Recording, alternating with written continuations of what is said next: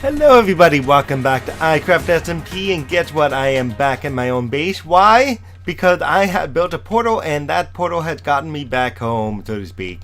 The road wasn't too far. Honestly, it's only like 90 blocks away in the nether, so kind of convenient. So I put a sign there that says Seaside Resort, and you notice I'm building a staircase. It's almost done. Not really. I put the post up. I was looking at like how I wanted these posts to go, and I didn't want this post like having one right over here interfering with the space I've got in here. Because in here, this is eventually going to be like a dining terrace area, so to speak. And I'm still working out what kind of floor I want here. I almost want to put this as dark oak. Same with over here, like make dark oak over here as well. And then the kitchen's going to be some sort of diorite, I'm thinking so far. And then this I want to be different color as well. And I don't know what happened to this block. Somehow I think an Enderman may have come here and stolen my block. I mean, look at this. It's already high enough for that. And of course, I got to replace this here, and this got to change into something else. So that way I can like cover this up and have a special cover for it. But yeah, so the house is coming along little by little. I'm getting more and more dark oak and filling in the roof piece, with the exception of here. This part's not going to be filled in. And so eventually this will be like lined up right about where this is at. So that way it matches up with the height of this roof here. And then eventually, finally, we can get, building on the second floor. And the second floor actually starts again right up here, not down there. And I did that on purpose so that way I can do like hidden lighting in the floor and put carpets over it without it turning into ceiling lights up here. And you know what I mean? For now, we got torches everywhere, but that's okay. I spammed enough torches in my own home, as well as the village that we were at. So I've been talking to a bunch of different people, and we are trying to figure out the best way to deal with this village. So first problem is we need potatoes, and you can see I have wheat and I have wheat and I have carrots. I'm totally getting that backwards. Wheat and carrots, and over on the other side we have melons, and we have what's the other one over there? Melons, mostly melons, and pumpkins can't do anything for us. So what we need to do is we need to build a nano farm. Yes, and so there's two ways I could do this. I could build a nano farm outside my base, or I could build a nano farm inside my base. Something I just thought of, actually, that I could actually take some extra time. Now, there won't be anything on this area because I want to leave that as open as possible. And I've got some designs how I want to, shape this. But for now, the hole is there. The hole is where I want it. So, I mean, I could build a nano farm, like, right over here, for example. I could build it right above the kitchen, which actually would be kind of a cool idea. To put in a nano farm, like, right over here and just have, like, a special nano farm area where I can just, actually, like right in here at the center, because I think it's a 3x5 nano farm, if I've got this right. So let me borrow some dirt here and just sort of, extend this out a little ways over this way, just so we can see, because this is where the floor is at. So if I did this like 3x5, it would be like 1, 2, 3, 4, 5, and it'll come right out to there, which wouldn't be too bad. But then I also need another place for the staircase to go up. And now that I think about it, this would be a good place to have the staircase come up, because it's a really reasonably small area, and this would be easy enough to get myself up to the top. So more than likely, it's better to stick a nano farm outside with everything else. Now, the more ideal place to put this nano farm, to be realistic here, is right next to the cow farm. And as you can see, the cows are like ready to be fed some more. So I'm going to feed the cows some more, and it'd probably be better, and let's get the torches, because I like counting with torches here.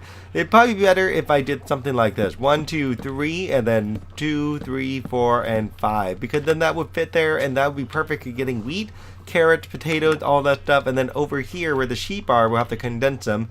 And then I can put something for the, more than likely for the sheep next, because they're in the way. And then eventually something for the pigs. These guys, poor guys. You know what I mean? So this would actually be probably the better place for the nano farm. So let's get started. By the way, I do have majority of what my items are. And one of the things that you do need, regardless of what you do here, is you do need to have a piece of dirt. Okay, folks, sun's rising. This is perfect. So one of the first things we need to do is we need to, first off, actually, one of the first two things we need to do, let's get rid of these two torches because I need the space. So we're going to be setting up blocks right here, so that way we can set up our dispensers. We're going to have one dispenser sitting here, one dispenser sitting there, another dispenser sitting on the back here, and then a fourth one sitting, a fourth one sitting right over the top. So that way we have a dispenser facing downwards. And this is going to be where it's going to get tricky, and this is where I'm just going to have to sit around mining endless bones just to be able to get enough for this. One of my dilemmas also, as you can see, the grass is changing, and I'm gonna have to like deal with that if it constantly like causes problems. But yeah, I'm gonna have to get a water source block. A water source block is gonna have to fit in here as well. I do have to apologize for the pigs. They are very kind of noisy. They eventually will shrink at some point and find their place here. But yeah, this is gonna be the lever that's gonna power this thing on. Right behind the lever is going to be a sticky piston, which I didn't actually make. I had the resources for it, but I didn't go about making it. I don't know why. And then right after that is going to be a downward facing observer block. Now before I continue, where is this design coming from? This design is actually one of Little Mango's design. Okay, so I'm pointing that out now. Little Mango made a... There it goes. Little Mango made a lag-free version of this Nano farm. And the reason I'm using this is because the lag-free version is what I think would be better for this server, because the server tends to lag every so often where I'll be doing stuff, and then all of a sudden it just kind of glitches out. I just realized I forgot to feed the cows. It kind of glitches out every so often, and then what ends up happening is like the thing just stops working, you know what I mean? And so then you end up with a wonderful issue of just like things just lag out. And so if you're trying to collect wheat or anything, and in particular I'm going to end up using this wheat more than likely more than potatoes, but the potatoes are going to be a one-time thing, mostly for the villagers and then also for me as I go along with this. So yeah, so as you, there we go, then we got some cows to get started here. But yeah, so as we do this, it's going to help to have a lag-free version. So as I plant the seeds here, it's going to constantly give me wheat, constantly give me potatoes, whatever it is, rather than skipping a beat, which tends to start to happen. Yeah, Little Mango's design, I gotta give him credit. He builds really well. Don't get me wrong, he actually does, and I really appreciate his design. Like, it saves me like endless amount of time because look, I've already got like everything I need pretty much right done there and done. And so also there's another observer block that goes here if I've got this facing right. Let me double check. Yes, that's the way it goes, yes. And so we've been debating, by the way, how we're going to deal, me and the folks I've been talking to, how to deal with the farm itself. Not this farm, but the actual village farm. And so right now, in my head, I've got two ideas. One, and let me show you where I'm gonna put this. So like I just want you to kind of get a clear-cut picture here. One idea, and you see my house there filled with doors, like endless, like I have so many doors in there already. One idea is I could put the village either on top of this hill or back there on top of that hill, like just on over just past the mines, and or I could put the village a little ways out there, just actually right here. I can actually put a village right here. But again, I'm wondering if this house is going to get, this actually would be the best place. Yeah, let's look at this. This would be the best place. So if I actually build a village breeder system, not only a village breeder system, but also an iron farm along with it, I could put it right here, as you see, with that pig. Or I could stick it in where it's at the seaside village, and I could build it all there. And so that way I get iron over there, rather than trying to figure out how to drag my villagers 300 to 700 blocks all the way over here, which would be a little bit difficult. Not immensely difficult. I mean, I can get rail lines and just kind of roll them over this way, but to be honest, do I have the resources to build a rail line? I don't know. I mean, that's going to be up to you guys to see if I even have those resources. More than likely I don't. More than likely I have to get someone like borrow gold from, or I have to go down into the mines and find all those wonderful power rails and steal more of them, so to speak. But yeah, let me show you how much gold I have right now, just so you can kind of get an idea how many power rails that could be. I got this many gold blocks, so more than likely I could probably make a rail line between point A and point B and make that work. Okay, like how did Little Mango know that you needed like this many observer blocks? I don't even know. But anyway, so this, from what I can gather, this observer block here is detecting whenever the sticky piston goes like this and like this. As you can see, this is on and this is off. Okay, so it detects when this is, so that way it can fire this repeater, which then fires on this dispenser there. And this is just from what I gathered. This thing essentially determines, I don't know, I'm not entirely sure what this one does, but I believe this one, oh okay, I get it.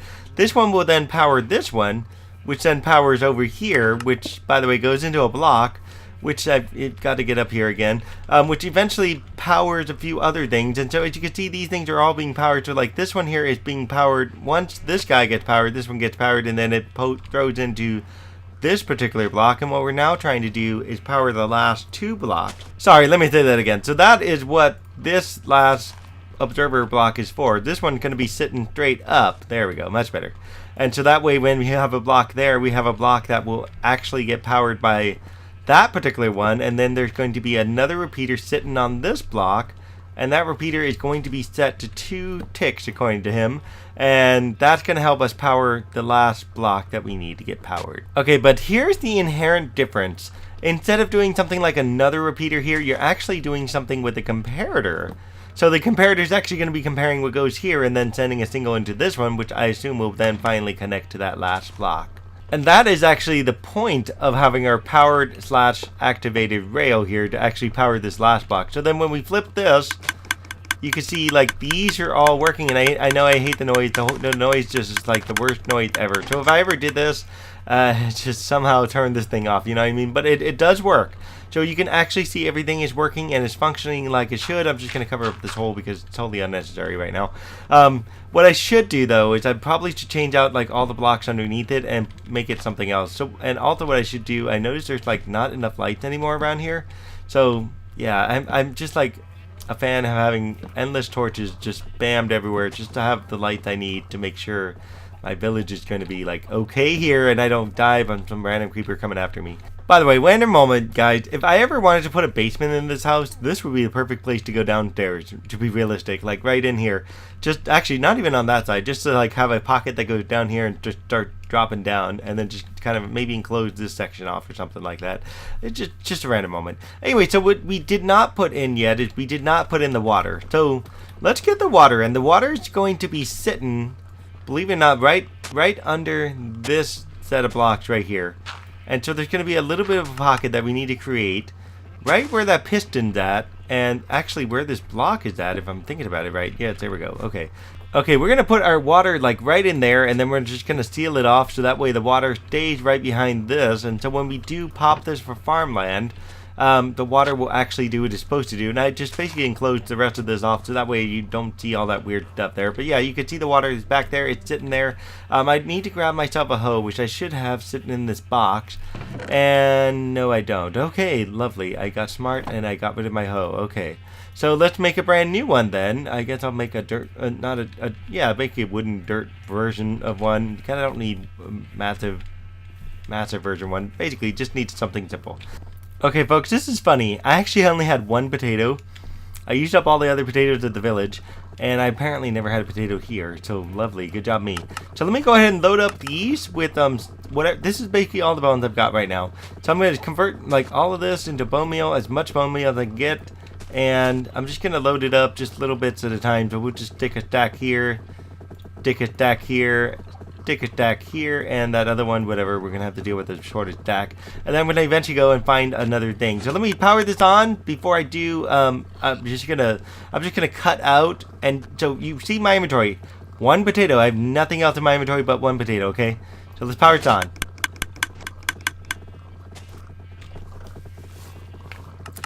Okay, folks. Oh my god, that was really annoying. I actually take off my headset for it. So I started off with 64 here. I'm at 48 there. This went down to 26. That went down to 33. And this went down to 26. And that got me 1 full stack of potatoes.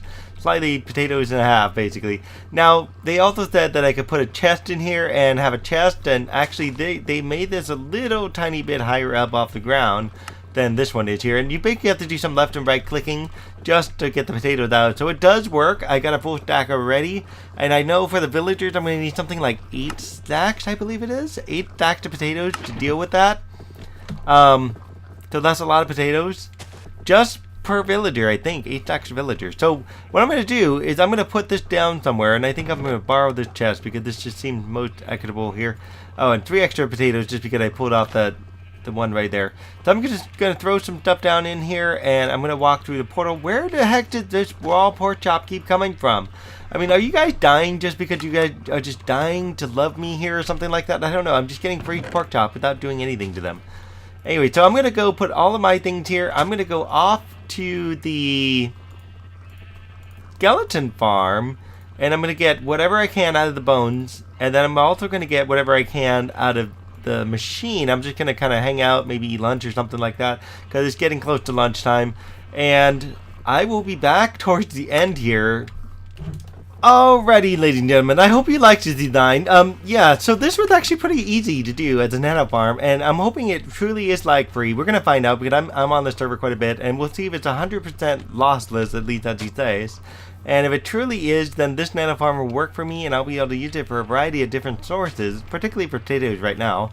And so, as usual, if you like this episode, if you like this nano farm, let me know. This came out of Little Mango's design, so don't forget that Little Mango is the guy who built this. And I just basically co-opted his design, I used it for mine, and now it's my design. Yay! With credit, of course, due to Little Mango, of course.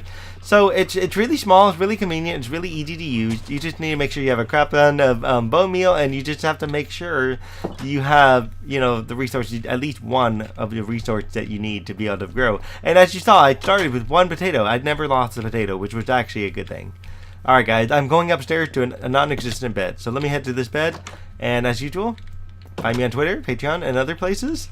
Alright guys, we'll see you next time. Bye-bye. By the way, I want to point something out here. What I like about this cow cooker is I already almost have 2 stacks of steaks here, and I almost have 2 stacks of steak here, and nearly an entire stack of leather.